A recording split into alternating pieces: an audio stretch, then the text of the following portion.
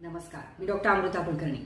आपल्यापैकी 90% जणांना चहा बरोबर बिस्किटं खाण्याची सवय असते आणि हे रोज जर तुम्ही करत असाल तर हा व्हिडिओ आधी बघा आणि त्याचे शरीरावर काय दुष्परिणाम होऊ शकतात हे नक्की बघा।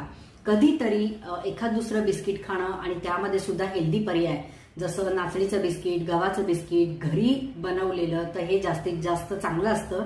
तेही कधीतरी खाणं आणि प्रमाणात खाणं योग्य। आता रोज बिस्किटं खाल्ल्याचे दुष्परिणाम काय?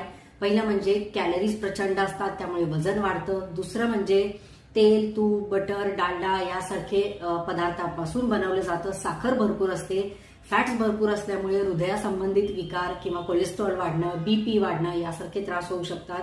तिसरं, डायजेशन प्रचंड स्लो होतं आणि ऍसिडिटी, छातीत जळजळ होणं यासारखे विकार वाढू शकतात। पोट साफ होत नाही।